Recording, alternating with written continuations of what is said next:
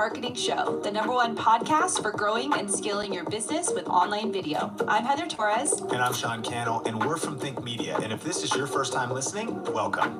This show is dedicated to helping you learn how to get your content noticed and the latest money-making strategies working right now online. So whether you want to grow your YouTube channel or maximize online video across social media, this is for you. So it's 2020. Is it too late to start a YouTube channel?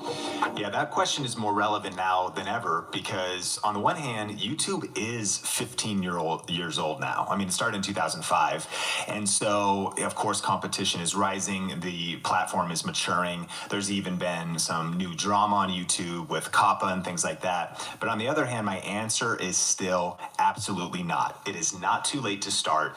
It is still even the early stages of the internet and social media.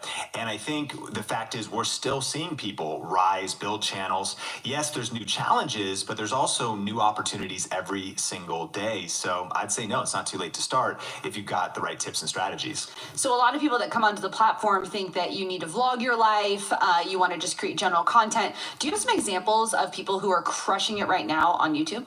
Yeah, not only some examples of people crushing it, but I actually did some research of some people who only started in like the last year or so. And so I looked up like Dr. iHealth. He's a part of our Video Ranking Academy community. He's about a year in. He's uploading 5 videos a month. He's at 80,000 subscribers. He's getting 23,000 views a month or 1.2 million views a month, growing by 23,000 subscribers. It's crazy. His channel's blown up. And he's an eye doctor. And I think what we learned from that is that he's in a niche of actually helping people with what's wrong with my eye or colored contact lenses. He's doing something specific. Another example is Vanessa Lau. We actually interviewed her over on our channel, Video Influencers. She's doing 4 videos a month, 11,000 new subscribers a month. She's only 1 year into YouTube. She has niched down in a couple ways. She helps people with social media advice, but specifically millennials and even probably more millennial females. So niching down, starting in just the last year. Now, you can't really reference people that have started in the last week or so because it takes time to grow on YouTube, but people are crushing it in the now era with today's challenges. In celebration of the launch of this brand new podcast, we're giving away 2 tickets to our annual conference, Grow with Video Live, a $1,500 value. All you have to do to enter is make sure you subscribe, leave us a review on Apple Podcast, and then take a screenshot of your review and go to thinkmarketingshow.com for the rest of the details. You know, you may have seen, or people may have seen, Donia Angelo. She's this like really sweet Mexican grandmother who lives on a ranch in Mexico and wanted to just make some authentic recipes. And in just a few months, she is almost to 2 million subscribers. She's uploading a lot of videos. She's actually uploading about 8 videos a month, 22 million views a month, growing by 350,000 subscribers a month, which just kind of shows us that it doesn't matter where you live, it doesn't matter what age you are. And it was actually her daughter that had the idea that said, what if we put your cooking on YouTube? And so I think that these are the types of illustrations. Roger Wakefield, the expert plumber, you know, he's a residential service provider that is early stage in YouTube. He's about a year in. He's uploading a lot of videos, 15 videos a month, but he's growing by 3,100 subscribers a month. He's almost to 20,000 subscribers. So I think all of these examples are just showing us, no matter what age you are, ethnicity, background, whether you're using YouTube for business, for social media advice, that the opportunity, it's just still happening. There really is no excuses. You can complain about it being crowded or complain about challenges, but all those excuses are being destroyed by the examples of people that are just taking action, putting in the hustle, and being intelligent with their strategy. Yeah, and now there has been a lot of drama wrapped around YouTube. You know, 60 Minutes just did a full expo on them, and there's a lot happening. Is it still a platform that I know you love YouTube, but, you know, is it a platform that you still think is alive and well? Yeah, I think so, absolutely. You know, because at the same time, while there's increasing drama, which I think that's just the progression of anything. I mean, it's like we want to have success without conflict, but there is never going to be anything great done without challenges. It's an uphill battle. Like everything worthwhile is uphill. And so, yeah, there's challenges, but also there's now over 2 billion monthly active users on YouTube. YouTube TV is alive and well. I was just having lunch in Las Vegas because my brother's out here for the Amazon conference, and he was talking about how him and his wife only use YouTube TV now. They've cut the cord everywhere else. So YouTube as a company is the most viewed video platform online. It's the second most visited website online. It's the second largest search engine in the world. So it's like, what are we talking about? Like, there's so much opportunity there's all the eyeballs are there. So yeah, I mean, it's still alive and well. I think if you're creating kids content, but we're also going to see the evolution of that. There are some challenges with COPPA for everybody else. Like, for anybody who's not targeting anybody under age 13, like, you should really still dive into YouTube, because I think it's going to be an incredible year, but even in a next incredible decade in YouTube's life. And so what do you think are some mistakes? Like, there's key mistakes that people make when they get started on the platform. Yeah, I mean, I think when you're starting on YouTube, some of the biggest mistakes is starting without a plan. And it's kind of true with anything. If you fail to plan, you plan to fail. I think the other mistake that people make is there is this myth about social media that it's kind of like this magic pill, and that's what we all want. You know, we might be up late night, we're watching some infomercials, and we see this electrode machine that's like, you want six-pack abs? All you got to do is connect these electrodes, sit and watch TV, eat Cheetos, and turn it on, and it'll zap you into a six-pack. Well, that doesn't work, right? You actually have to change the way you eat, start exercising to change your physique. If you want to crush it on YouTube, you actually have to invest in YouTube. I think it's a shifting your mindset from dabbling and going into really dominating and saying, I'm going to treat this serious. I'm going to treat this like a real business. And, you know, business is competitive. Like, all the businesses, all the coffee shops in Las Vegas right now, we're recording this, they're not just rolling over and thinking that if our coffee sucks, or if we only open a couple days a week and we're not consistent with our hours, and if, you know, our service is inconsistent, oh yeah, we're entitled to success. No, you would never think that in business. But people approach social media, YouTube, sometimes with that mentality. Oh, I'll upload whenever. I'm logging out of video. Why am I not growing? Just kind of with this half-hearted approach. No, you got to stop dabbling and start dominating. And I think when you put that energy and that focus into it, that's where the magic happens. Yeah, and you know, we started this out saying YouTube is now 15 years old, and that comes with different complexities of how you were to start on YouTube. So what is like your strategy? Like, what do you have that is like, I'm starting now, 15 years into this platform, what do you suggest? Yeah, I mean, I think that probably the best thing I'd recommend is we can link to a playlist of some of our best strategy videos, and that is the thing. I like that you use the word strategy, because we've said this a lot in our Think community, that when you started on YouTube, it was okay if you were playing checkers. A fun game, a hard game, because, you know, you got to get down the board, you want to get your queen so you can start dominating, but you only have one style of pieces that eventually change into really two, right? And it's a little simpler. Well, you compare checkers to chess. You've got pawns, knights, rooks, you know, you've got the king and the queen. There's so many different moves, so many different aspects to the strategy, and you hear chess related to a lot of things, related to politics. You got to be playing chess. To business, you got to be playing chess. Why? Because you need to be thinking multi-dimensionally. You need to be thinking in 4D. People saying you're playing 4D chess. I think that's the secret to YouTube right now. It's saying, no, I need a real strategy, like a real approach to this. I can't just, you know, yes, you got to punch fear in the face and press record, but you need to plan on paper. You need to really think about what your end goal is. Think about your content schedule. Think about how you're tying into trends and those types of things. And we don't have enough time to go into that here. So I would say definitely check out that playlist of videos that we have on that content, and stop playing checkers and start playing chess if you want to win in 2020 and beyond. Thanks for checking out this episode. We hope you got a ton of value. And if you haven't already, subscribe here to the Think Marketing Show wherever you're watching or listening. And hey, it would mean the world to us if you would rate and review this show on Apple Podcast. As we grow this movement of purpose-driven content creators, we encourage you to share it with a friend. And we'll see you in the next episode.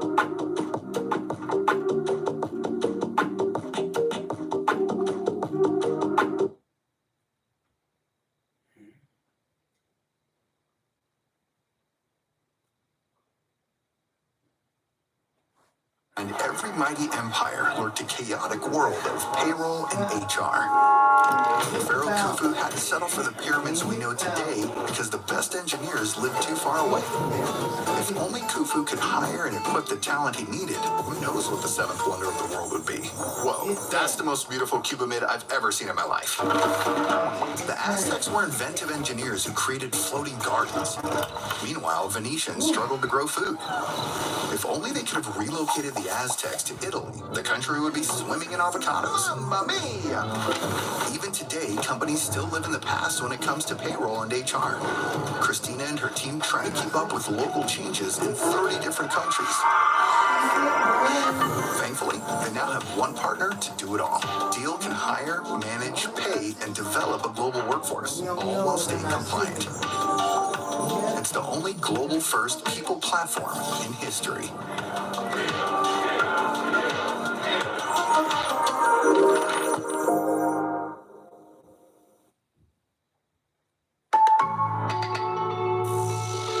Weight loss. For so long, I felt stuck.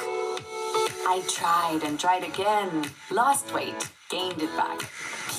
but Zepbound means change.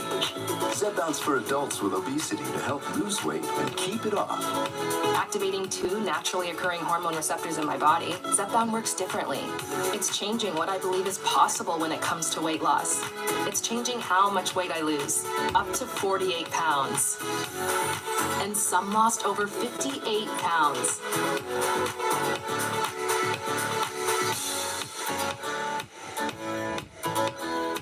Don't take if allergic to it, or if you or someone in your family had medullary thyroid cancer or multiple endocrine neoplasia syndrome type 2. Tell your doctor if you get a lump or swelling in your neck. Stop Zepbound and call your doctor if you have severe stomach pain or a serious allergic reaction. Severe side effects may include inflamed pancreas or gallbladder problems. Tell your doctor if you experience vision changes, depression, or suicidal thoughts before scheduled procedures with anesthesia. If you're nursing, pregnant, plan to be, or taking birth control pills. Taking Zepbound with a sulfonylurea or insulin may cause low blood sugar. Side effects include nausea, diarrhea, and vomiting, which can cause dehydration and worsen kidney problems. Zepbound means change. Discover the weight loss you could be bound for. Ask your doctor about Zepbound. Can you make money with a small YouTube channel? Yes, you can. I saw a big old display of Christmas laser lights, and I made a video called Best Christmas Laser Lights and earned over $4,000 from.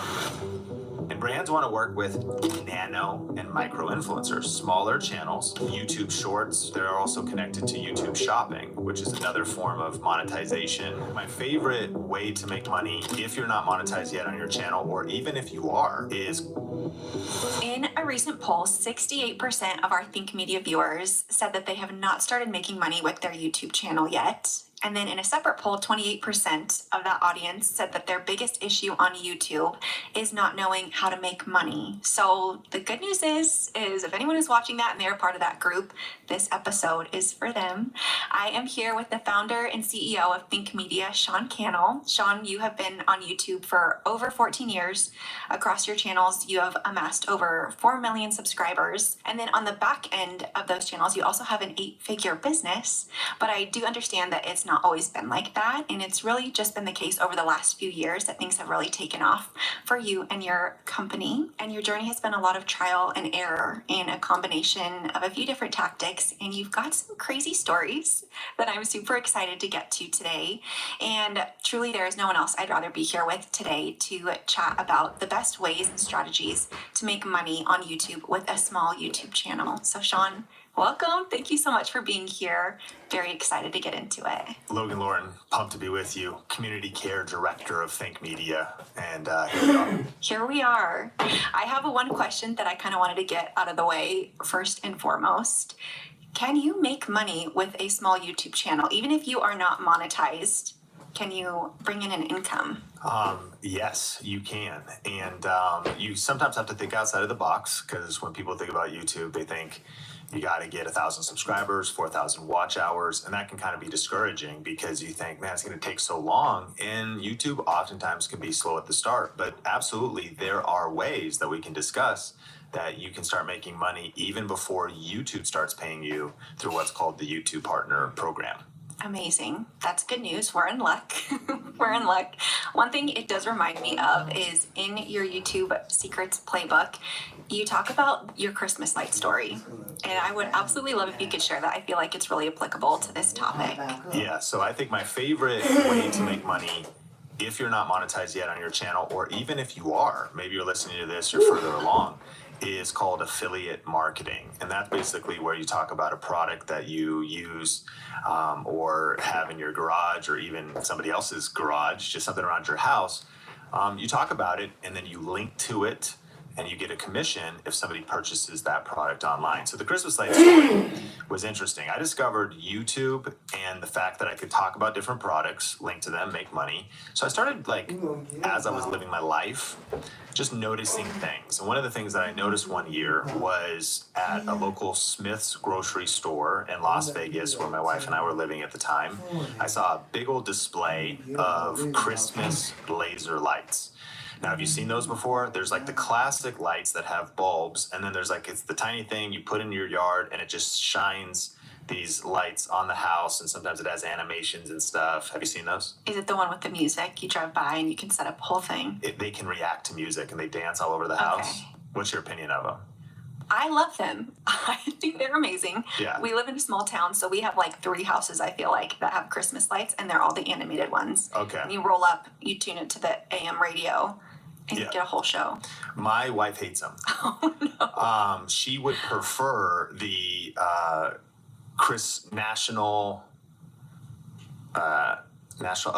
She would prefer National Lampoon's Christmas Vacation. Okay. Chevy Chase. The proper white and red bulbs that you have to staple on the house and on the roof and hang on the gutters. Takes you 3 days to set all your lights up. And when you look at those laser lights, she thinks they're the lazy lights because all you do is take one thing out, you just put it in the yard and just shine it on the house, you're done. Play a music, and now there's a snowman. It's kind of weird looking. But that's besides the point.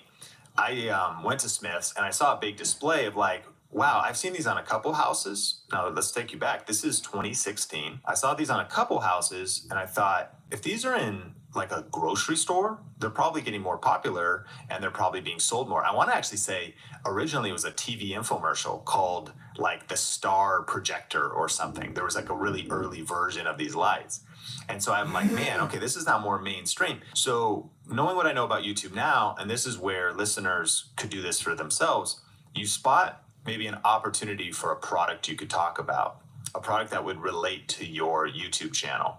And then what I did was I went home and I started doing some keyword research and started looking around on the internet, are these being sold on Amazon?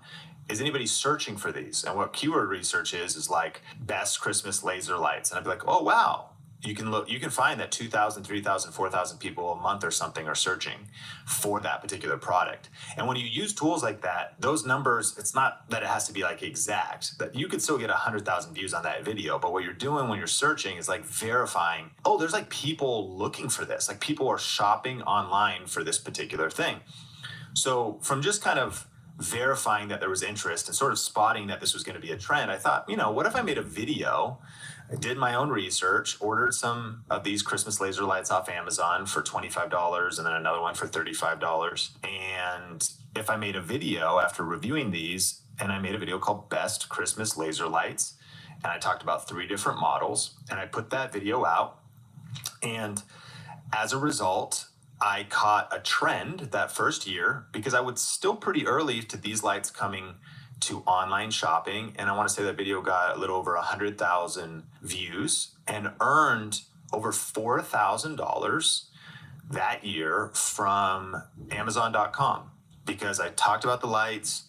I put links to the lights in the description, and those are my affiliate links. So by signing up to what's called the Amazon Associates Program, I then can have my custom links. And so when somebody watched my video, clicks the links, purchases a product, then I make income.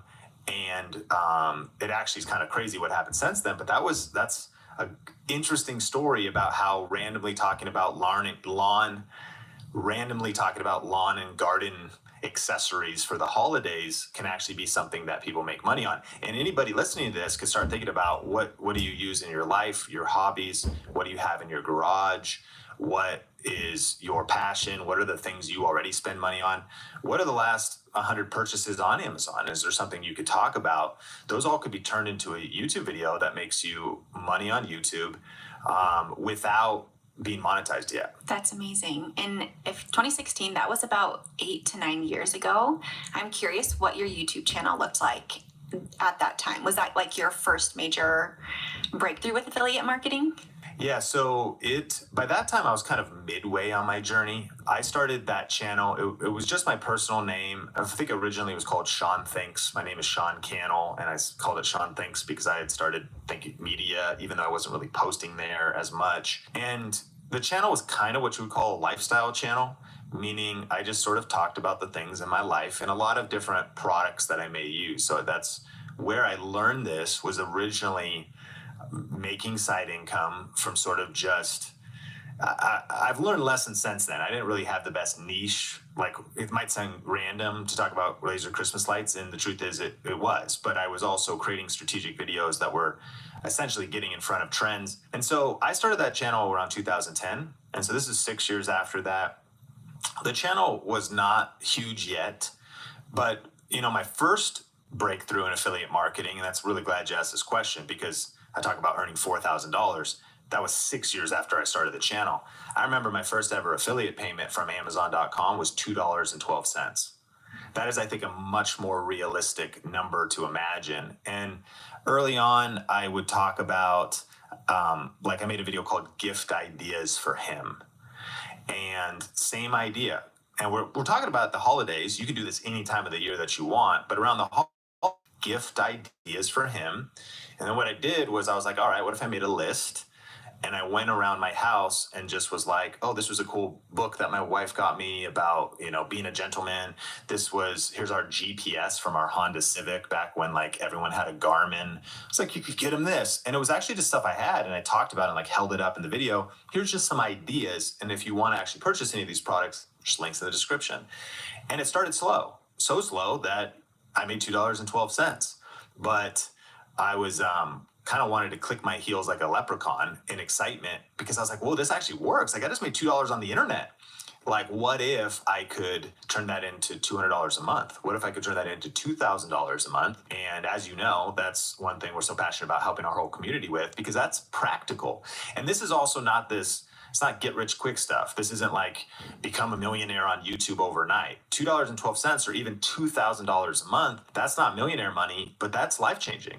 $2,000 extra for your family, $2,000 extra going into investment, and then scaling it up depending on how much time you want to spend doing this. I think that's such a great expectation as well, because had you not started with the $2 in affiliate, I'm sure you probably wouldn't have gotten to the Christmas lights video and making over $4,000. So the excitement from the $2, I want to know what it was like seeing that affiliate income from the Christmas lights video, especially that's a big jump from $20, $50 to thousands of dollars. What was that like for you once you saw that? Yeah, I think that because I think about it kind of like baseball, where you might have base hits and you might bunt and it's kind of ugly, but you barely get on base.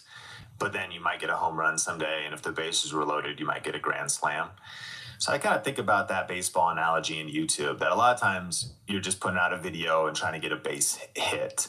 And so put a gift ideas video up. And early on, my wife, Sonia, she did gift ideas for her. We lived in Vegas at the time. We were working at a church, and then we were in Irvine for a while, and we were campus pastors while still working at a church. So this was all a side hustle, And so once we found kind of an idea, we'd go really deep. We went deep on that series. She did gift ideas for her, a couple versions. I did like gift ideas for creative people. And so it was just kind of that grind of putting out videos, learning, making mistakes.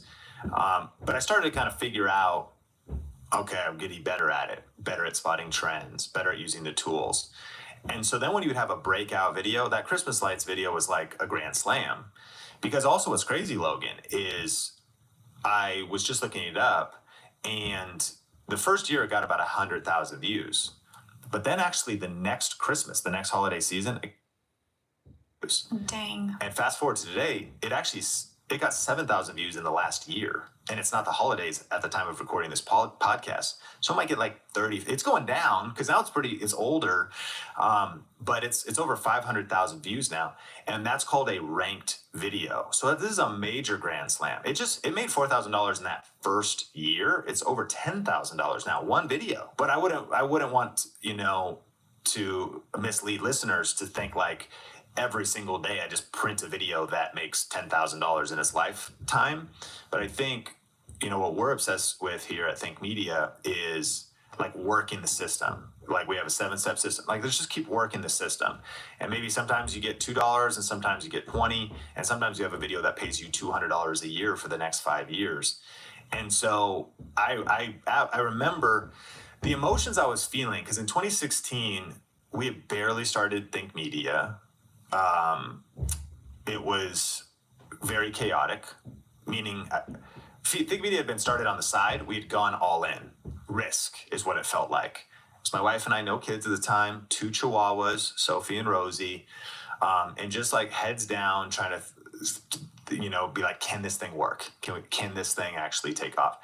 And also kind of scattered, because that wasn't even a Think Media video, but I like to do things that were case studies. But also when I saw an opportunity, it was nice to have a channel to experiment on.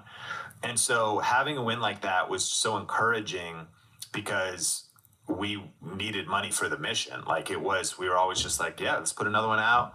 And so having a breakout video. But the other way I like to think about it is I always like to think about, I like if YouTube videos pay my bills. I mean, who wouldn't want that? But like, it's kind of a dream. I'm like, what if essentially I could invest in something, and then it's something I would want to invest in anyways, but then YouTube pays for it. Like, yeah, let YouTube pay the bill. So what do I mean? It's like, what if YouTube could pay for all my Christmas decorations this year? What if YouTube could pay for our travel? And we started to experience that, especially once you learn the skills, to be like, okay, if we want to buy a drone and buy a camera and buy some plane tickets, and that could get into all this stuff about when you really stick to stuff seriously, you're now no longer doing it necessarily as a hobby, but it's now a business, and it's kind of even a tax write-off. Like, what if YouTube could support my lifestyle besides just the income, but even the way you think about it? So seeing that video, I was like, this video paid for all of our Christmas gifts. Well, obviously made our money back on the lights. And I'd like to encourage people, you don't have to buy something, but that's what I started to do each holiday season. Meaning you could just go to your garage and start making videos about the tools you already have and whatnot, and tap into the power of affiliate marketing. But I would start shopping in preparation for the season, lining stuff up that I would make videos about, lining stuff up that I would test. Of course, once you start building momentum, brands will send you things for free. But I'd buy a lot of things, like things that I'd research, purchase it with faith by this time that the system works. And I always thought in my mind, if I purchased, in the case of our main channel, talking about tech, if I purchased a $200 light kit, besides my time and energy, I'm like, all I have to make back is $201, and this made money, and I have the light kit. And so I would start kind of thinking about strategically, okay, what videos could I make? What maybe things are people interested in at the intersection of also my hobby, which is like tech and cameras and all this stuff. And so it's kind of exhilarating. I mean, and it's kind of a little bit risky, but you also start kind of seeing through the matrix almost, where you're like, I'm kind of starting to learn how to rank videos, and maybe I have a dud or two, a couple failures, but then you got the Christmas laser lights that does 4,000, and then over the next 5 years does over $10,000. And that rising tide lifts all ships financially. And those are the kind of things that helped us ultimately scale our company into what it is today. Yeah, I love hearing the evolution of that. And I think that's such a great reminder that you don't have to go and buy something. You might actually already own that. And then you're authentically sharing as well, like your Christmas list guide for him. Those were things you did love. So you're being authentic, you're connecting with your audience and your community. So I absolutely love that reminder. Okay, another thing I want to know is about your wife. How did that impact the both of you? You are business partners, but you are also partners and a married couple. And it sounds like there was kind of a grind for those first few years. You get this awesome income. How did your wife handle that? How did it affect your relationship? And kind of what were the next steps as well after that one breakout video? Yeah, well, it certainly was a grind. And I think talking about the weight of being married to an entrepreneur, being entrepreneurs together, since we're co-founders, co-owners of the business, but also the grind started before then. So even just to honor the hustle she put in, she's always been, today, she's our chief financial officer and like lead bookkeeper. And it's crazy. We're adding to the team, but it's wild what she is handling at Think Media. But all the way back to when we barely had any money to manage, she was always like managing our checkbook and the finances. And always, we just would communicate. And I one of the things that's so amazing about her is her belief and support of kind of the God-given vision I've always had. And because honey, I want to invest in this or make this purchase. And probably never did she really oppose it. She's like, okay, let's take that risk. Let's take that step. Maybe like, oh, maybe now's not the time, but it was always like, let's figure it out. Let's do that. So she's very much a woman of faith. And so it was a hustle up to starting YouTube. Almost like when we finally got to starting it, we were like tired when we were starting. So we were then excited because I was like, well, we're going all in. But when we actually started YouTube about a year before the Christmas lights, and what I mean is when we went full time, it was at October of 2015, of a year earlier. And the reason we went full time was because I had 3 freelance clients. That was our main income. And all 3 fired me in 1 month. And that was stressful. And I don't know if she was worried. She probably had like more faith than me. Like, I think we'll be all right. And I was like, I don't know. And we were 6 months away from zero in our bank account in October 2015. But then at that point, instead of pursuing other video production clients, I went all in on our personal brand, our personal channels. And so we were just in that first year of now as a couple starting. And we're talking, people say, should you set up an LLC if you're starting a YouTube channel and like get things official and whatnot? Wisdom probably is if it's serious. We have a good episode with Tyler Chow, who talks, she's the creator's attorney. We'll link to that in the show notes, where she talks about some of that stuff. But we didn't. It was chaos. It was like my social security number was the entity.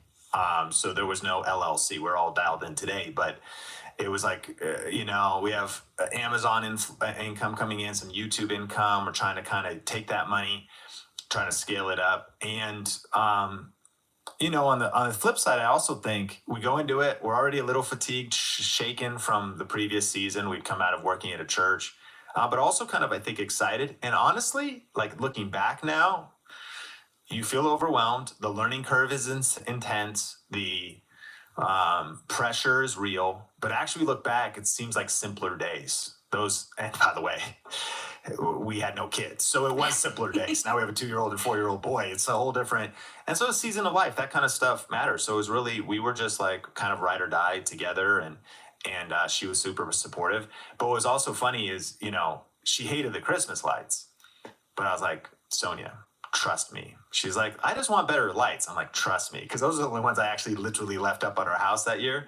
And then around January or whatever, I was like, babe, around $4,000 has come in from Amazon affiliates from this. And now she's like, I love those Christmas lights. Like, now, wait a minute. Like, the different... I don't love the way they look, but okay. And so it was weird. It was almost like she would just get behind my like quirky creative ideas, and and so fun, because while very emotional roller coaster, for those that are starting YouTube, thinking about starting, just embrace the joy of the journey. Try to remember to breathe, have fun, embrace the chaos, embrace the uncertainty. It was all of those things, but it was a huge blessing. And she's always been a massive pillar and rock for not just then, but for where we are today. Wow, this might be a little off topic, but it makes me think of other creators who are just starting out. They have a small channel and maybe they have a partner who's not supportive, or they really just don't have 1 or 2 people in their community to come alongside them and be a pillar of faith, or at least an encourager.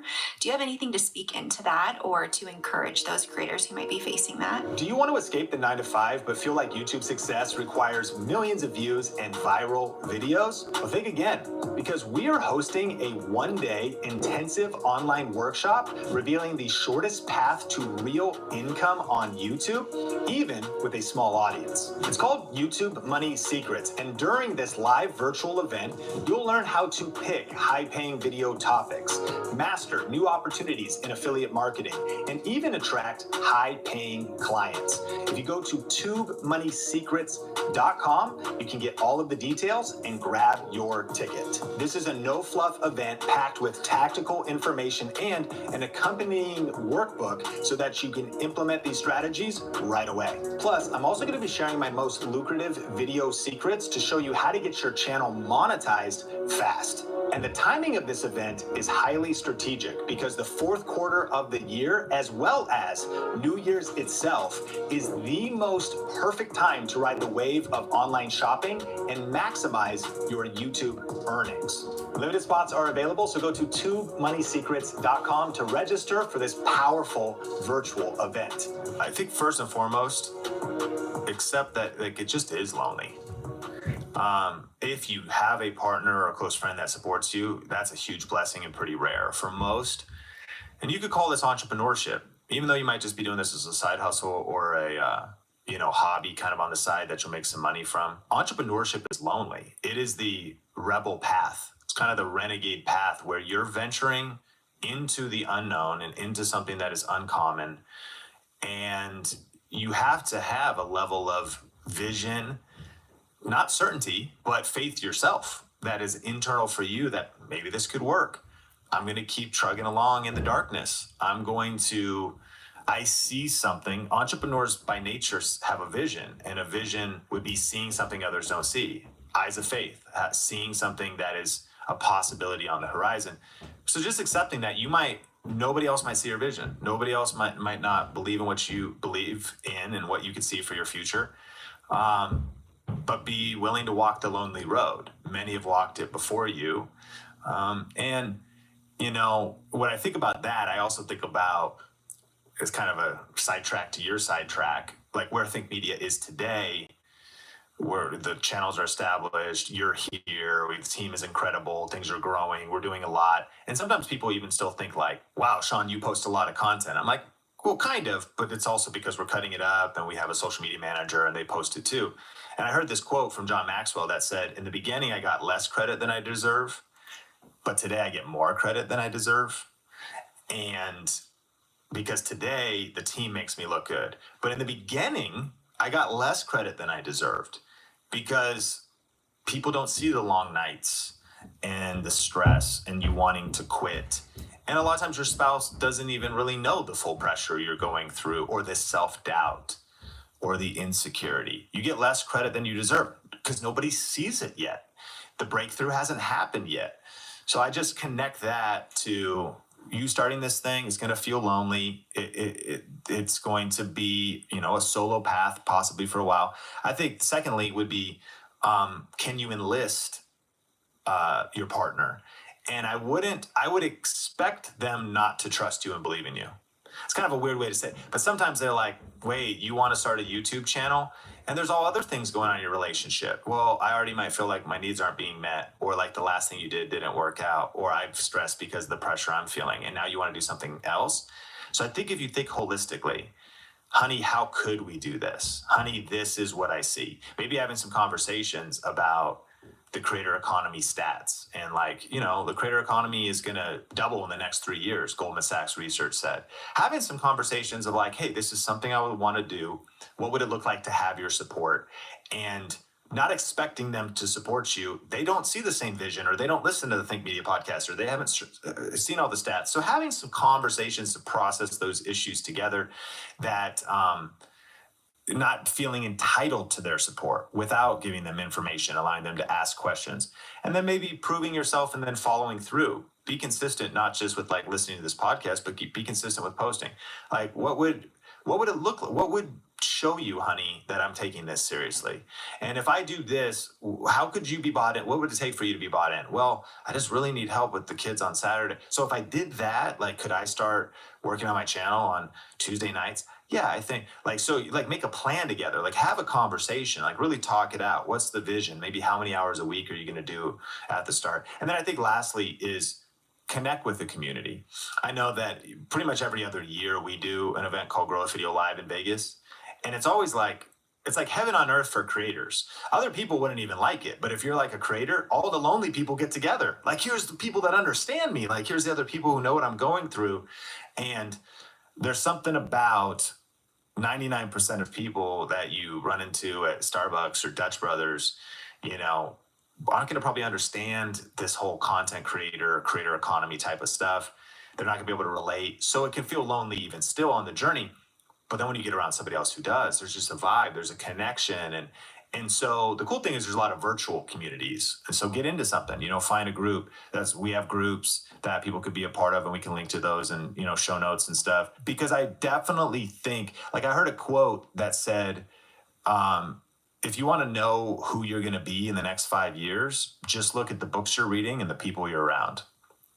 And so that's going to be a picture of who you are. And I think the modernization of that quote would be, you want to know who you're going to be in the next 5 years? What podcasts are you listening to? What audiobooks are you listening to? What YouTube channels are you subscribe to?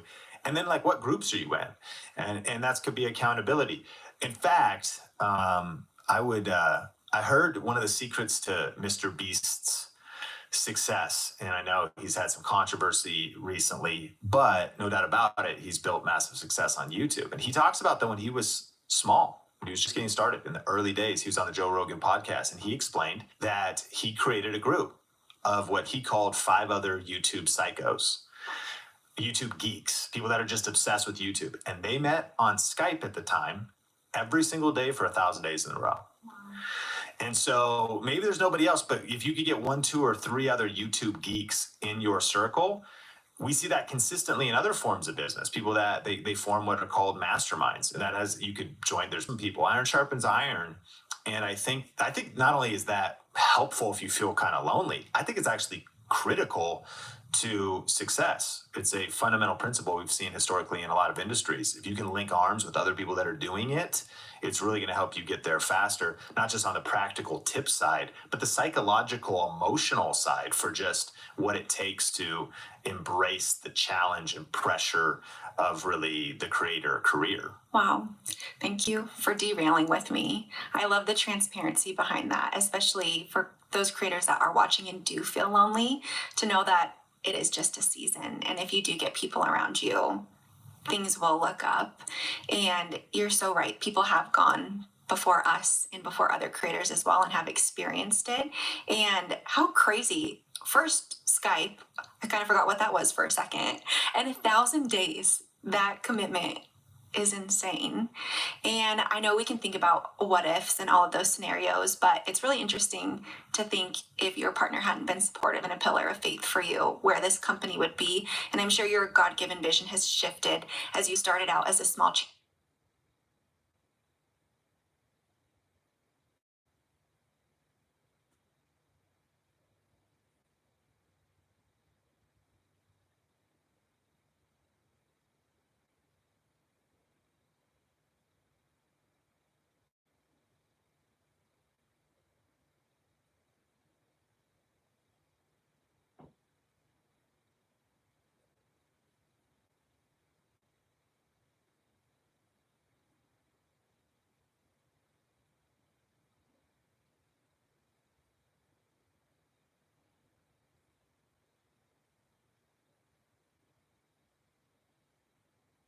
and it's morphed into a company with over 30 employees for you.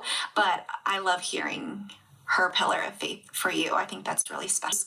And products that you used and loved.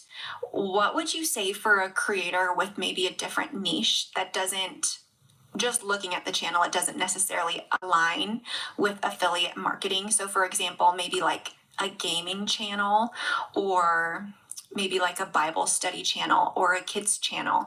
What advice would you have for somebody in a different niche that maybe is having a hard time seeing outside of the box of how can they make money with affiliate marketing? Yeah, it's a great question. I mean, if we use those examples, I think a big thing for success in affiliate marketing is also your entire channel doesn't have to be devoted to product reviews or even be super aligned with it. You only just need a couple of videos. So if you're a gaming channel, you could do a video on your setup. You could do a behind the scenes video of your office. And then in that case, here's the PC I'm streaming with. Here's my capture card. Here's my light kit. Here's my gaming chair.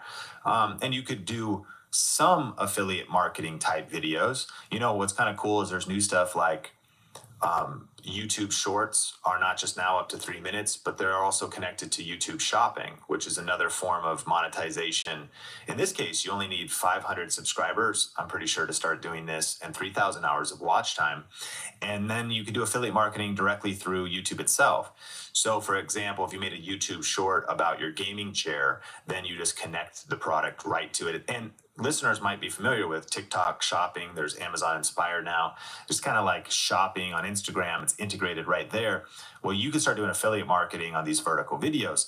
So maybe some of the shorts on your channel, your gaming chair. Now, if you're a Bible study channel, again, maybe you're typically doing Bible studies and it wouldn't be relevant to talk about products, but you could maybe talk about your 5 favorite study Bibles ranked and then link to those 5 study Bibles as affiliates in the description. And whether that's Christian booksellers, distributors' website, or a website like Daily Grace Co., they have an affiliate program. Bible pens, journals, these different things. Of course, different products on Amazon. That could be, I always use rulers when I underline, and I'm very meticulous about the pen I use for my scripture reading because I don't want the pen to bleed through. And I need I need a 1.0 on the ball pen, ballpoint, not the 0.5 that's too thin, not 1.5 it's too thick, and I get the red and the blue, usually Bic, and that's what I use there. For my journal though, I don't use those. So, maybe I use G2s in my journal, Pilot G2, what a pen. Wow, you heard it here, folks. Links in the description down below. And so, just kidding, but no, we probably should. Anyways, and so, I think that's a Bible study channel. Now, if you think about the kids channel, that actually is not something we're going to be able to do because you can't market to children. And technically, YouTube Kids might be under 13. You could be on YouTube if you're over 13. I think FTC has some things where, again, you can't be promoting products to children, and I'm not sure what age that really is. Not only that, how are they going to buy it? Like, what does this 12-year-old have a credit card? So then you might get into the idea, well, okay, but what if parents are watching the video? Okay, well, is that relevant to your channel? So if you had a kids channel where you're reading kids books and it's for entertaining kids, like, listen, my kids, my 2-year-old and 4-year-old, they're like not capable of like completing a purchase right now, from watching a YouTube video. I know, Phil. I'm on top of it. That was our chief security officer on the phone. The time has come. We can no longer ignore the elephant in the room. What's up? 6 years ago, we installed open source code. And 2 weeks ago's end of life. That means that the open source creator, they no longer support it. Our clients require that we use supported code. We have no money. We have no time. This could ruin us. We need solutions. Bob? I mean, the only real option is to migrate, right? That could take years. Right, Sally? Yeah, it'll take 2 and, I don't know, like $5 million. Bob? She's not wrong. I mean, developer time, pausing the roadmap, I don't know, increased functionality that we wanted to push out is probably closer to $3 and $6 million. If only we had more time. Elephant?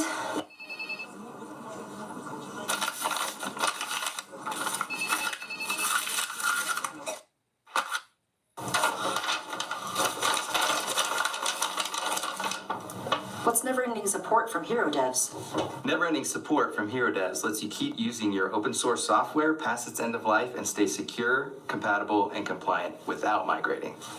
Sally? I mean, that sounds amazing. Bob? I didn't even know that was an option. I say yes. That's the one. Yes! Yes! When it comes to security, never be afraid to talk about the elephant in the room. Get Hero Devs support today.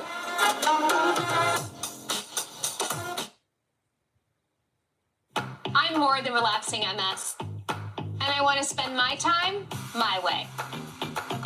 I chose Kesimpta because it works for me and my busy life. Kesimpta is a B-cell treatment that gives you the power of proven results for reduced relapses and slow disability progression.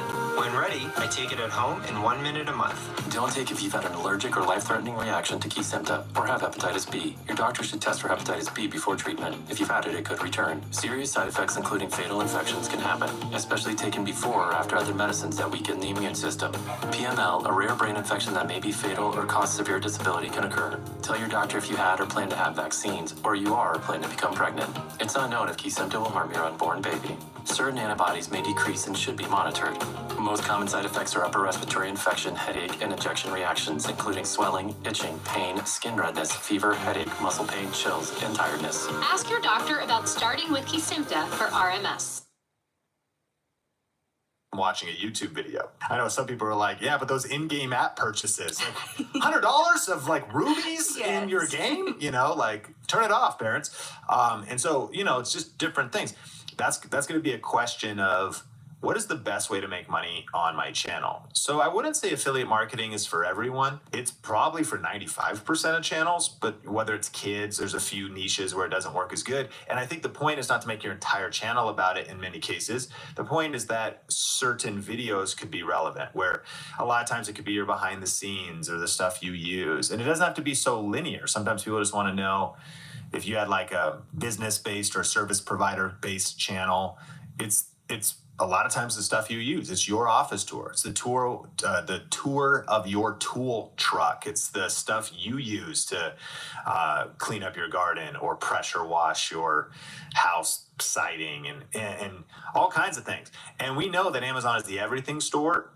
And when we think about it, there's pretty much everything. There's products for everything. Software, maybe email that you use in your business, like, email software. It's pretty endless. And so again, we talk about so many different ways of making money. We're doing in that YouTube Secrets, YouTube Money Secrets event we're talking about like over 10 concrete high earning strategies, even if you have a small audience, that are not all based on affiliate marketing. There's a lot of different ways you can make money on YouTube.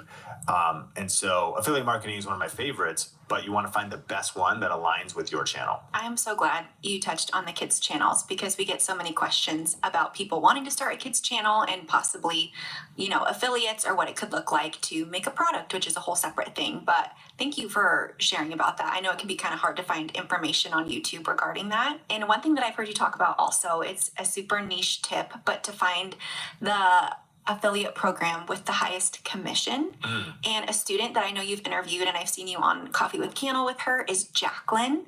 And she really hyper leveraged raised garden beds for a higher paying commission. Did you want to speak into that? I know you've spoken with her, but I love her story. I think it's really inspiring. Yeah, man, I love Jacqueline's stories as well. And so when I think about her story, while Jacqueline was growing her channel, and I want to say she maybe had gotten it to close to 10,000 subscribers, maybe quite a bit less, still working her full-time job, making videos only on her phone. I believe she's upgraded since then, but she's like, I'm working a full-time job.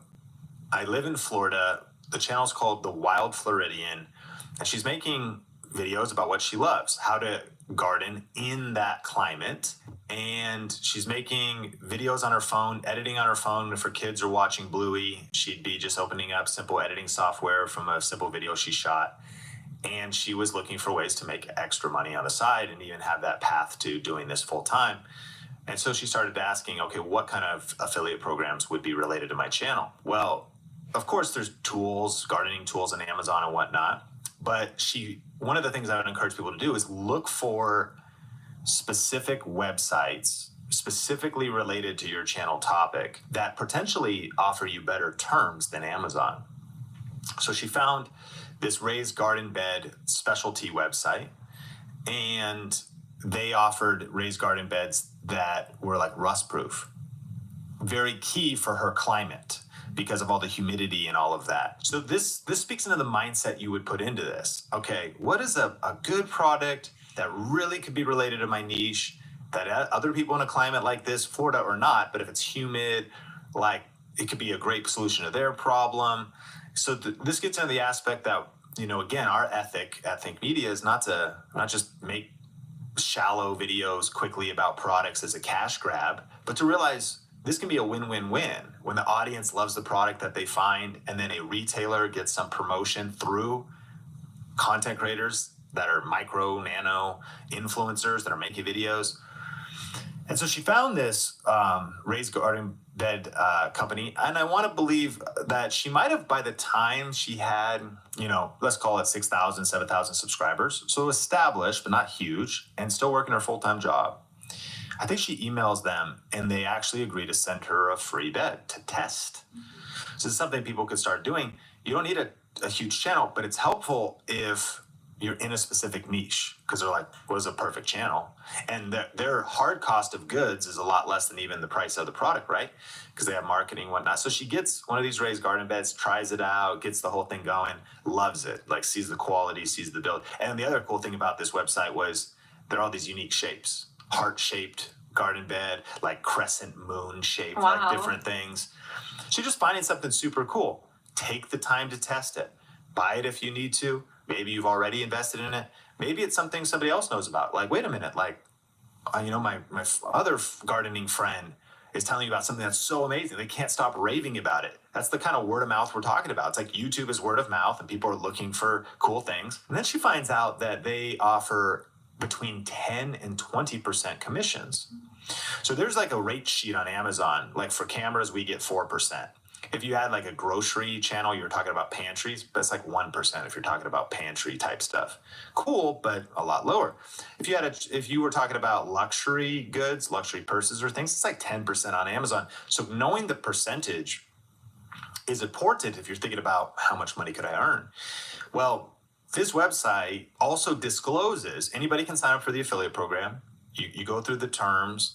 If someone's listening to this and they're like, how can I find if there's an affiliate program? Think about a brand you like or search for different brands and companies and products and search product name affiliate or product name associate program or product name influencer program or referral program. Like Google those different terms.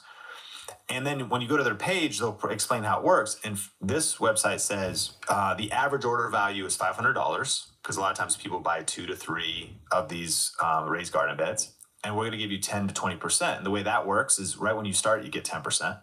But if you do enough volume, call it a couple $1,000s in sales a month, you then bump up to a higher amount, 15% or 20.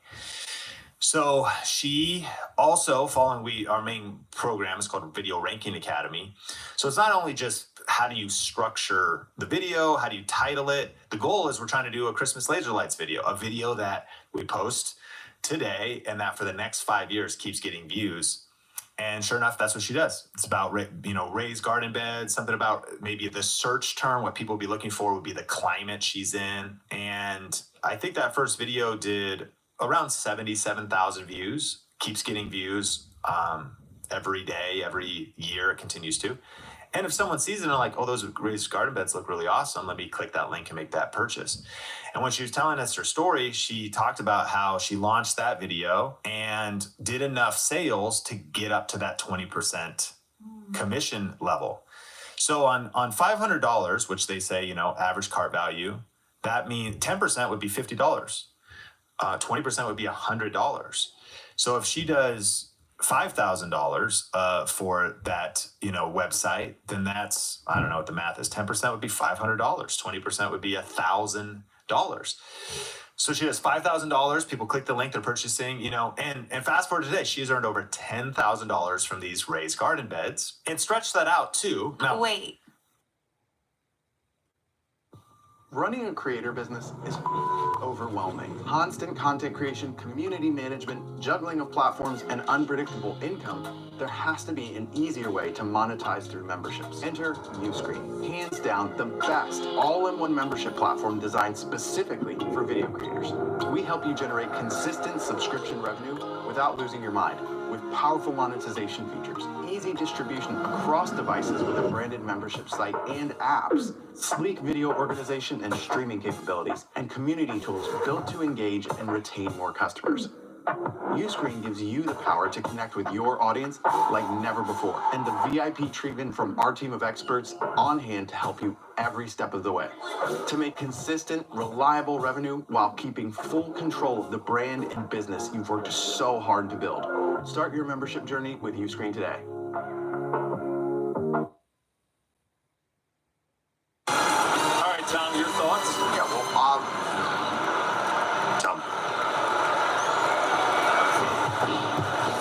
Step aside. Who put these in, Tom? Only Duracell has power boost ingredients. That's why winners like Tom here only run on Duracell. Tom, are you okay? Why does everyone keep asking me that since the roast? I gotta go. Gronk's down again. I think I missed that in her original story. She made over $10,000 because of raised garden beds. Well, now, I mean, fast forward to today, this is a couple years of income, I think, spread over. Okay. And I don't know, we could check the numbers. That's She's earned amazing. thousands of dollars for sure. And of course, I asked Caleb in preparation for our event to get the exact numbers. For sure, it's thousands. Wow. But I went back, and by the way, now she has 3 or 4 or 5 or 6 videos, 2-year update, this version, this test of them and whatnot. So we can fact check thousands for sure. And a lot of that being passive income, because she did like a 30-day vlog of daily gardening tips and whatnot about other stuff. So it's like, if you're listening to this, you're talking about all these different things, but she has 4 or 5 or 6 ranked videos linking to that website. And then I'm sure month to month, whether you're in compliance, you're going to get at least 10%. But if you do enough volume, you get 15. If you do enough, 20. So we might even be able to, Caleb will know in the next couple hours the exact number. But That's insane. it's wild, yeah. That's what some people make in a year. And just from her one video, accumulating those views and that commission from a program outside of the Amazon affiliates. That's incredible. I also see that a lot in our community of people asking about, hey, how do I find an affiliate program? So I love that simple tip of just searching a brand that you like and their affiliate program or their partner program. Based off of that, though, there's a lot of scams that people email as you're getting bigger. Even if you have a couple hundred subscribers, people get lots of emails of companies wanting to send them their product. Do you have any tips? Maybe just one tip that you're like, steer clear of this or don't do this if you're excited about this email you just got, but be on the lookout. Yeah. What happens once you get an established channel, and one of the things to make sure you do is go to your about page, connect an email that you're checking, because what different brands will do now is they'll look for influencers of all sizes. And the cool thing, I mean, there's a lot of data on this. There's a big opportunity for nano and micro influencers. Nano is under 10,000 subscribers, 1 to 10,000. Micro is 10 to 100,000, and macro influencers are over 100,000. And brands want to work with nano and micro influencers, smaller channels, because they oftentimes have better engaged and more loyal audiences. I think that's the key. Wild Floridian, Jacqueline, is a perfect example. The subscribers she has, 20,000 now or 30,000 now, like want gardening and want like Florida gardening and that climate, and like they're engaged with her and whatnot. So someone might, rather than somebody that has 300,000 subscribers but's not as aligned, they'd rather work with Jacqueline because it's more focused. So I think once you get, though, even a couple hundred subscribers, you might start getting emails. And chances are they may just want to give you a free product. And another reason why is because they want you to make user-generated content. Meaning if they could just, they're in a way, I'll send you a free product if you make a video, and then if you let us use your video on our website. So creators listening to this should be thinking about, like, you have more, you need to know your worth. Just because you're a small creator, you need to know the value of what you do. And part of that is your energy, your likeness, the fact that you're a video production company for a brand. Even if you don't have very many followers, that's a whole nother topic we talk about in a future episode called UGC, user-generated content, where it's less about your influence.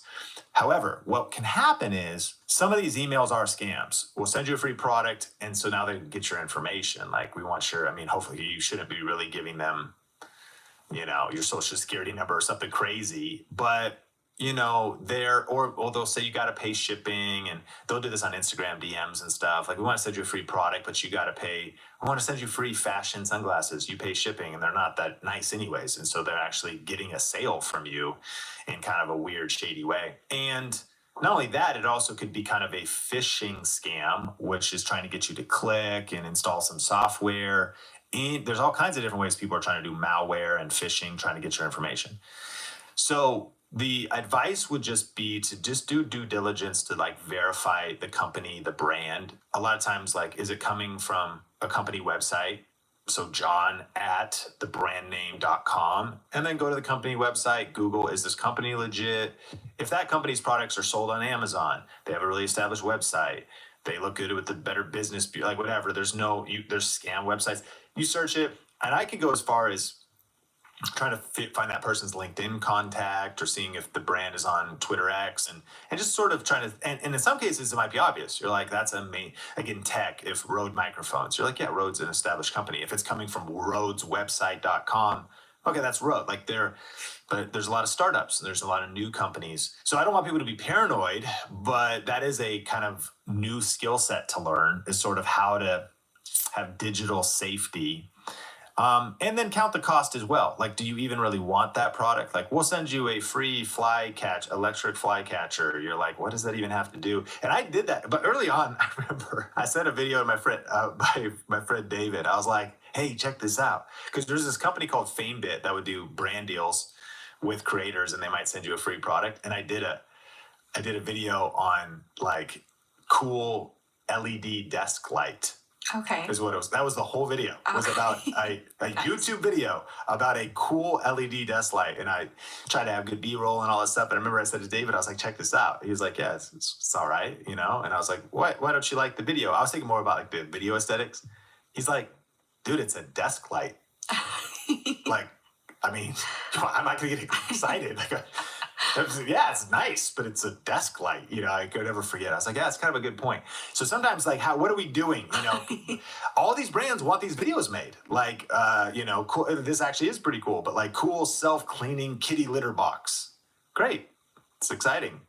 And you might make a lot of money off that because people are like, I want to but you know, just different funny as far as the excitement level. So these days, there's all this e-commerce, all these websites, and the opportunity is real, but just grow your skill set of like being thoughtful. Just because you get an email, don't jump on it. In the same way that I get phone calls where they're like, this is the IRS. It's like an automated thing. And I remember when I first got that phone call, it's like, this is the IRS?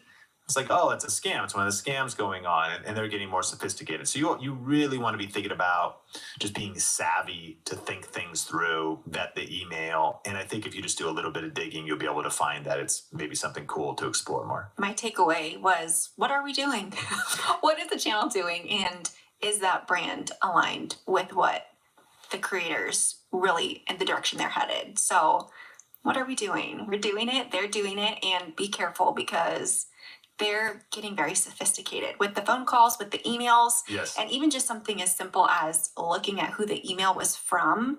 If it was Rode, but it was from Bob 96. You say expand, and it's like Rode or some other weird email with a bunch of weird characters. You're like, okay, it's not even from, and they can like sometimes spoof domains, and you might even look up the person on LinkedIn. It could be a fake LinkedIn profile. Oh, I mean, we're just creating paranoia at this point, but I mean, it's real. I think that ultimately, yeah, you can't move in fear. You just be careful and make as steady steps as you can. I mean, Think Media Podcast, this channel got hacked once, you know, scary. But hey, we got it back, and it was a pretty sophisticated hack.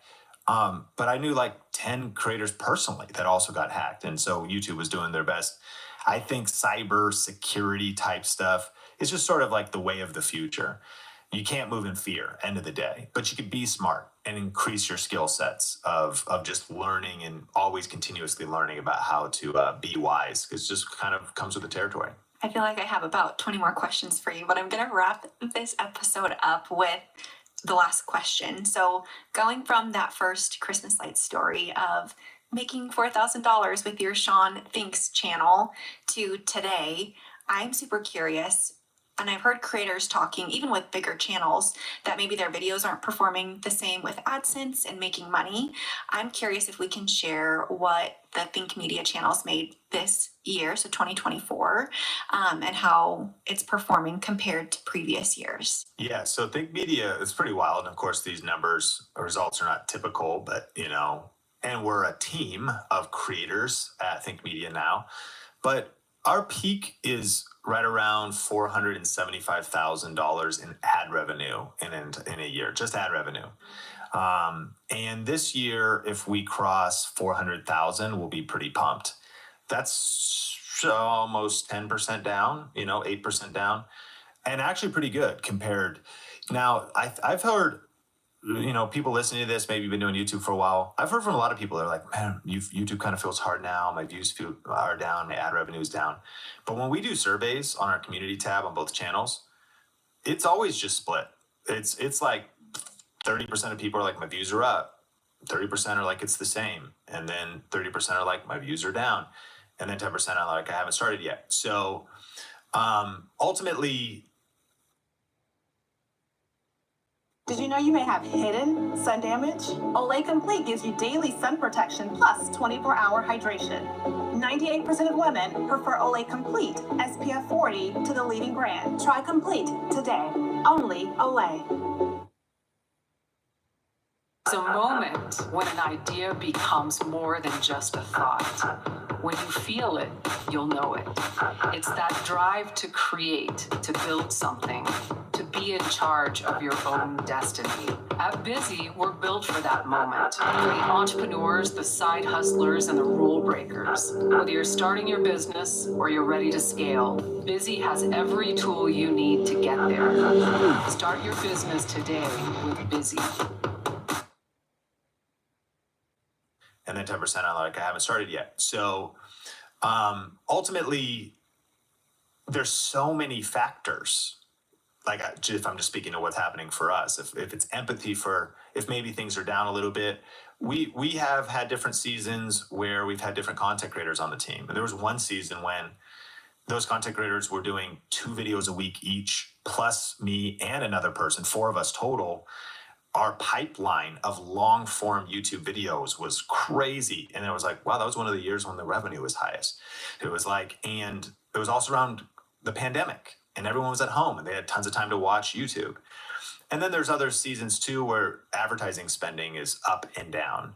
How much money are brands spending? And it's also, sometimes you judge your YouTube channel by the last 2 or 3 months when it goes up during the holidays because brands want to promote their Black Friday sale, and it goes down at other times. And so there's something I think about just being resilient and just being in it for the long haul. And that's having now gotten to do this ever since I started a YouTube channel for my church, 2007, and I did video since 2003. I've been doing video for 20 years, YouTube for 17 plus. I've seen just so many weathered different seasons and storms. It's like, just don't quit, keep going, keep learning, keep adapting, keep pivoting. If you don't reinvent your content, or some people, maybe some of the topics, there's always new people starting. We always want to help those people. And sometimes people are transient as an audience. I don't blame them. They spend 6 months with you, a year and a half, learn it, and then leave the nest. It's like, and they kind of get what they need. So you just, that's what I would encourage people as far as, when it comes to finances. And if anything, always be thinking about, there are external factors, but never blame the external factors. Think about how you can adapt, pivot, and innovate, because those who outwork, outlearn, outstrategize, and outlast the competition will always win. Sean, thank you so much for your honesty and your openness. I think it can be sometimes discouraging to see people say anybody can do it and we're all going to win and everybody's going to succeed. But to actually see numbers and hear your experience, I personally just really appreciate you sharing that and the vulnerability. So thank you so much for being here today and sharing how other small content creators can still make money even without getting monetized, and maybe the journey to get there as well.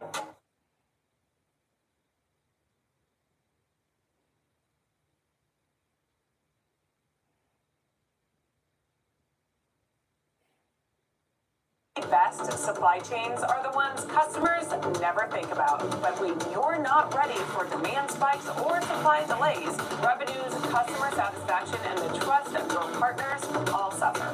You need real-time visibility to stay ahead of changing demand and disruption.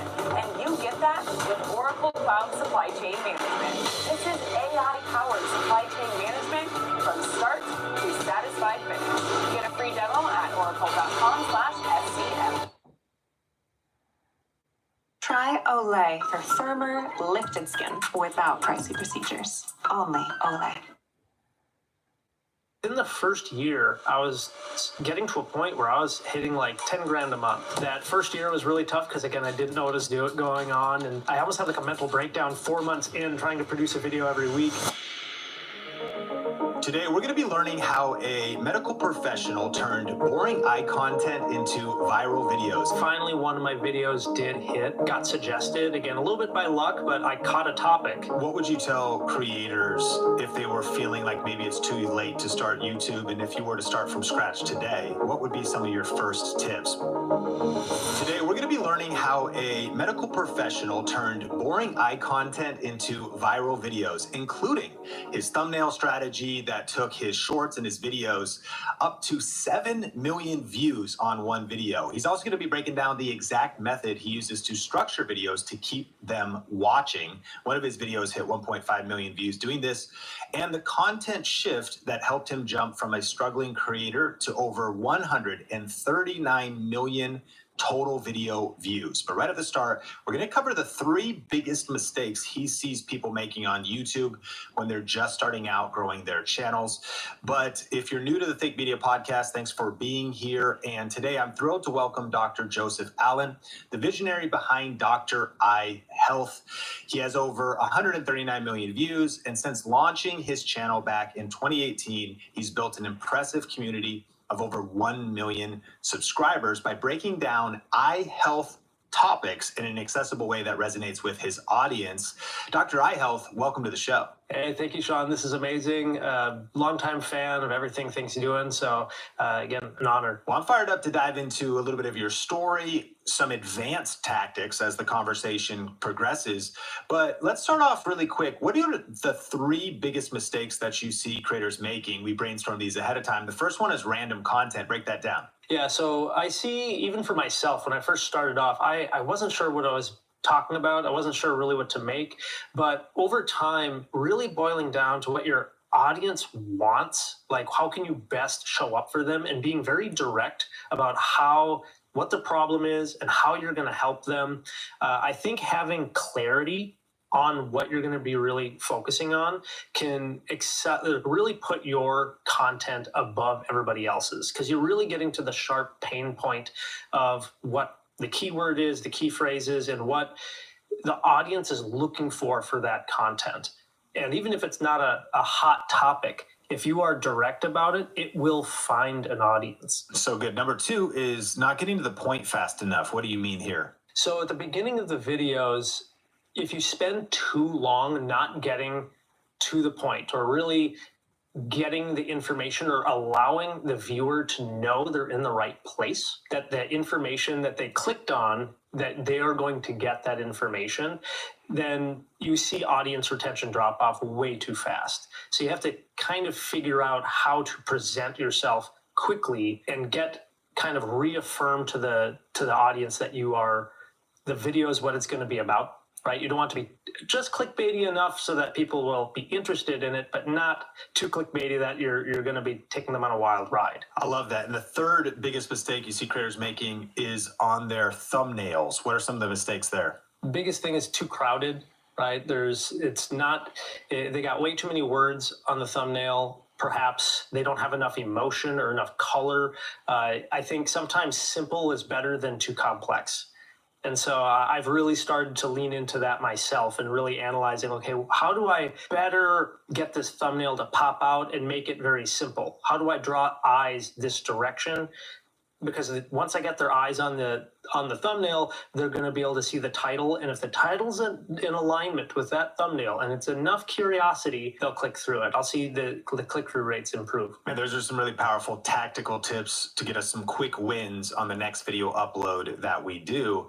But now I kind of want to dive into a broader view of your process.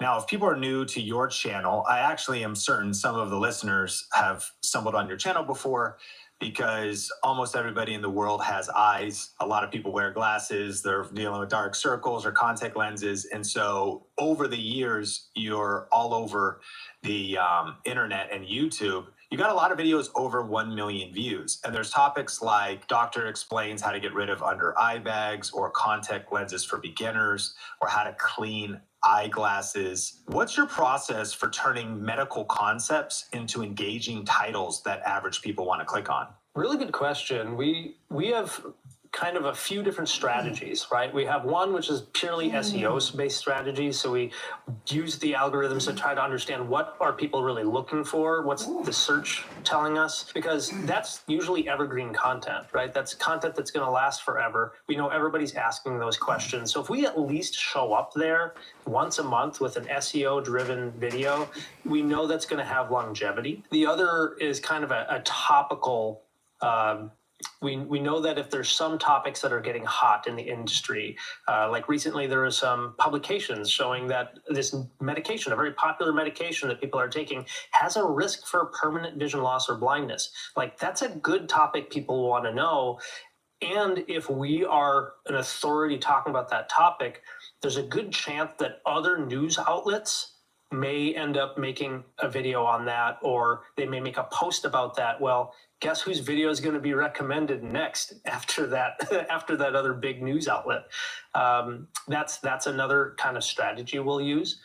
But I think definitely when making a video, finding something that's going to resonate with your audience, knowing what people are searching and knowing the top kind of popular topics, being able to kind of focus in on those and make sure you're hitting at least one of those top topics a month throughout the year, because then you're always staying relevant to the audience. Man, that's a really genius way to break it down, that we're tapping into both the evergreen search engine optimized type of videos, but if we're paying attention to our niche and our topic and trying to once a month spot something, we call it trend surfing, and ride that trend.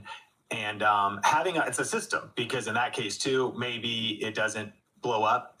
Do you have a story from that where maybe you try to catch a trend and you're like, I did all right, but it didn't pop off? But then there's maybe an example where you're like, whoa, we caught the right video at the right time and it really got a lot of views. Did you have a real breakout video doing that trend surfing? I have. There's a few times this has worked both directions.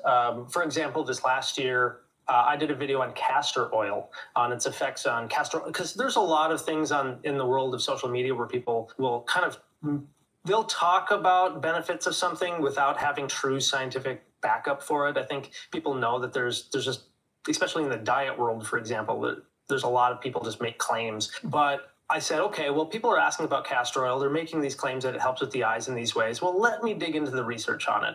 And I've seen other videos by other eye professionals talk about it, but their videos did very poor. I'm like, only 6,000 views on this really good video. So how can I spin it to really grab more attention? How can I teach this in a better way? And so I gave it a shot. I honestly thought it was going to flop. I thought we're going to get maybe 10,000 views tops. And it caught that wave along with all these other content creators making content about castor oil. And I got millions of views off that video. So it works. And sometimes it doesn't. It works okay. It would, even if it only got 10,000, I would have been happy with it. It'd be like, it's still good information. It's still going to help people. But, thankfully it paid off. It's a great mindset, because if it would have only got 10,000, a nice mindset to be like, yeah, help some people, got the video out there. But I'm looking at it at the moment of recording. It's got 2.6 million views.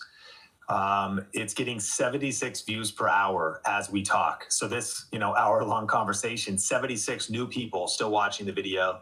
And the title ended up being Castor Oil for Your Eyes, Dry Eyes, Eye Bags, Eye floaters, and cataracts. So such a cool example of just being committed to the trend surfing strategy, knowing what's happening. And then even it could be TikTok trends, I imagine, like when something, because I saw castor oil, my friend Shalene Johnson, people using it for face, anti-aging, ingesting it, all this different things. You catch the right thing at the right time and think about, how do I tie my niche into that? That's really powerful. How do you structure your videos once you get people to click on it from a good thumbnail and title to try to maintain high viewer retention? And especially too, since you're communicating what could be complex medical topics, if professionals are listening to this, there's this balance between, if it's going to be accessible to the masses, it might need to be understandable, but yet you're also trying to convey information. If I was to read a medical paper, I might fall asleep, but you've done such a great job of building a brand and educating people well. What are some of your tips there for how you do your videos and maybe structure things so they're accessible but still really deeply informational? So this has been, I think, work in progress for, the 6, almost 7 years I've been doing this. I think there is a place for making very just cut and dry informative videos, especially around a medical condition. However, they're not probably going to get many views. One of the first videos I found success in, like, consistent audience retention was, in fact, my how to clean your glasses video. And I sort of just shot it on a whim one day. I didn't really put much thought into it. I honestly think I just got lucky in how I produced it. But I recognized in the statistics afterward, hey, this video is doing well. What is different? And I noticed the audience retention stayed stable at like 60% viewership for like a minute and a half, 2 minutes into the video. And I think anybody who makes videos on a regular basis, they usually see that fast drop off in the first 30 seconds, right? So over time, I've learned to improve storytelling. And with more complex topics, like how to clean your eyeglasses is like a tips video. Works very well when you have multiple points. You're like, hey, here's 6 tips. Here, let me show you 1, 2, 3, 4, 5. But when you're trying to explain a more complex medical condition, I try to use the but and therefore. Have you ever heard anyone give that explanation? Break it down. So you may have a point of, like, for example, in the eye care world, astigmatism. A lot of people have astigmatism. There's maybe listeners and viewers who are hearing that term. They're like, oh yeah, my doctor said that before, but maybe they don't really know what it is. So in a video that I've already shot, it'll come out here in some time, but that video will break down how astigmatism affects your vision. And I'll raise that up as a question, but I'll say, but first, we should probably define astigmatism. And so then I'll be able to kind of pause, like the viewer thinks they're going in one direction, but I'll say, but let's talk about this first. So I'll change direction. That's still on the same topic. It's not in far left field, but it helps explain the story better. And so I'll try to use a couple of buts and change around the topic and answer other common questions around that topic, just to keep viewers interested and invested in hearing the full story. It takes some time, but you can get better at it as you continue to write and put in the skills. And then what's there for? So that's still part of it. So you say, but this happened. Like, it's part of the storyline, right? You're explaining the medical story, but there's something, it doesn't work out the exact way you thought it was. And therefore, this happens. And so you start to explain what happens there, and then you add another but. And then you continue to kind of make this dance around the main point. And ultimately, you still answer all of the questions in the point of the video, but it keeps the viewer more invested in what you're explaining. I think this is so powerful, and I think it's a skill that can take time to develop. So if you're listening to this, it might feel overwhelming. You think of Dr. Allen doing this for 7 years, still at it, sharpening his skills all the time.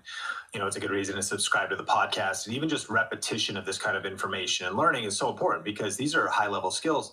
But I feel like I want to call this like the Pulp Fiction strategy, because Quentin Tarantino is famous, as many other directors are, for cutting to the chase with a scene in one of his films and then jumping back way in the past to give you some past context, and then jumping into the future, and then jumping into the middle. And you actually will oftentimes see this a lot. Some great shows, if you're listening to this right now, maybe you think of a show that will bring you into a present conflict, and then after a bit, we'll go back to the past to lay foundation. And maybe it's even walking through that individual's childhood, which is now making all these correlations to what's happening now, or they're jumping between characters that are all moving around this narrative arc. The punchline is it's not linear as we would just think. Like a lot of shows or movies, they don't just start with like, and day one, the protagonist was born, and then 10 years of a really boring life.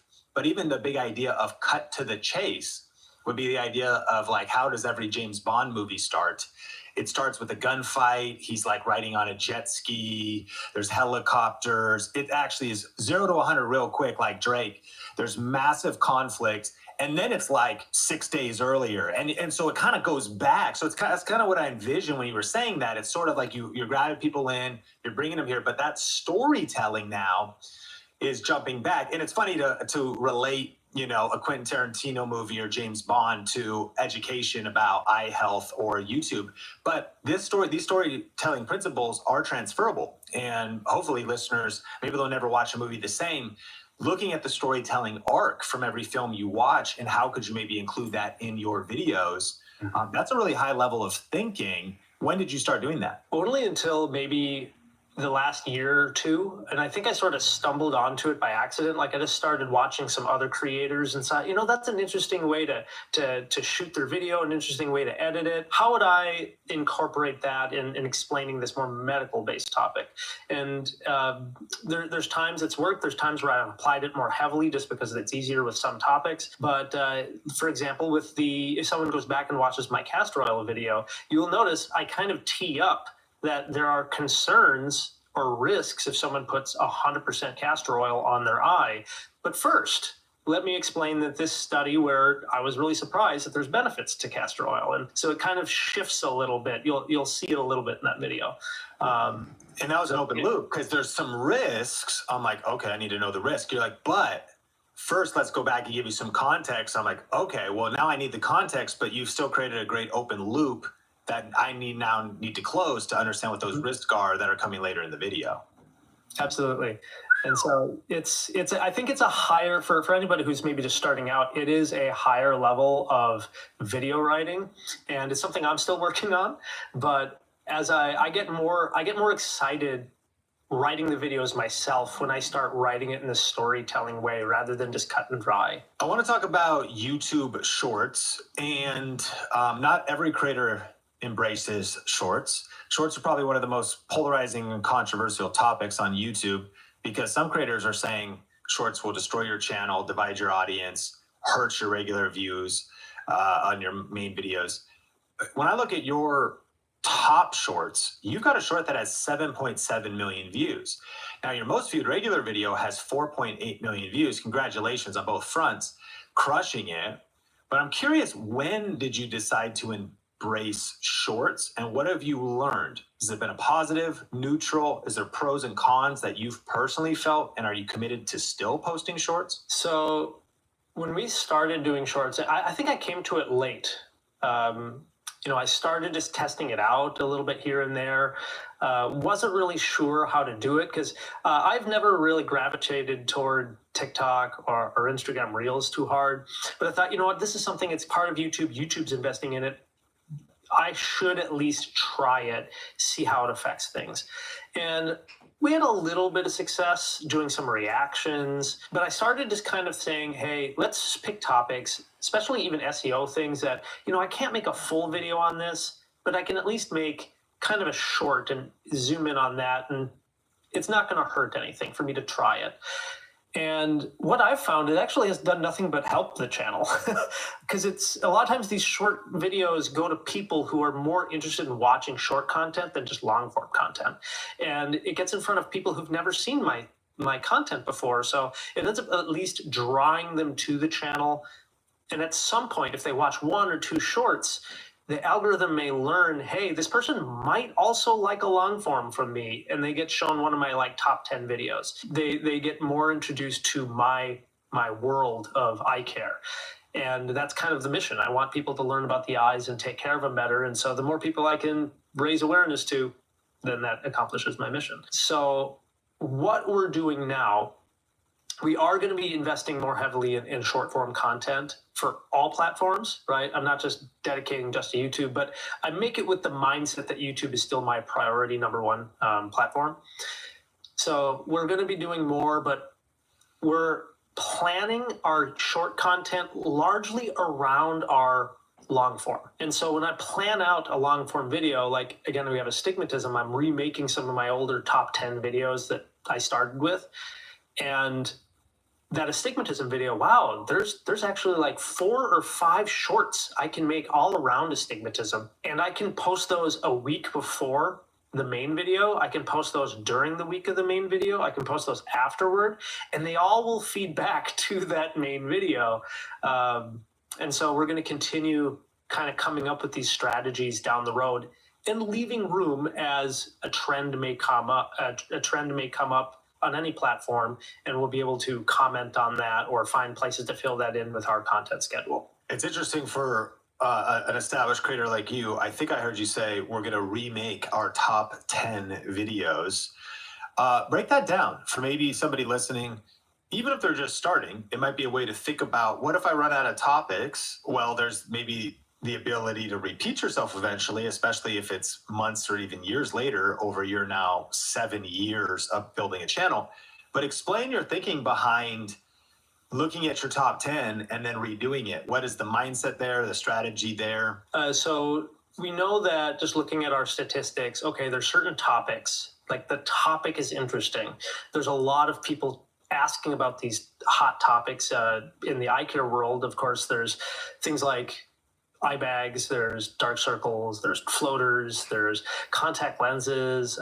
There's a lot of these key common questions people are asking. In some of these videos I made back in 2018, 2019, I used older cameras. The information I'll be putting out may be very similar or the same, because not much has changed about like astigmatism. That hasn't changed, like what we know about it. But I have changed. The way I shoot, the style of the way I communicate has changed. But in addition to this, I have grown almost 1 million subscribers since then. A lot of those subscribers may have never seen that original video from 5-6 years ago on astigmatism. So if anything, I'm doing them a disservice. I should be talking about this important topic this next year and just getting that out to new people. And maybe people who've already seen the old video, maybe they'd be interested in learning more about it from a different perspective. So I think it's an easy bet for me to say, hey, this is a good content that is going to be consistent, and I can do a better job. And it's a way to show up for my viewers and future viewers. I think this is one of the most underrated strategies that creators miss because they're afraid of repeating themselves, or they feel like I've already said that. And that impression might come if they do repeat themselves. One person in the comments are like, haven't you already talked about that? Or haven't you already posted a video about that? And then you've posted a video about that. So in your mind, you're like, well, I've already talked about that. Even if you reflect back, you're like, well, I've already covered astigmatism. Not realizing all of the strategic and logical reasons you mentioned. Well, there's a bunch of new people that still need to learn about it.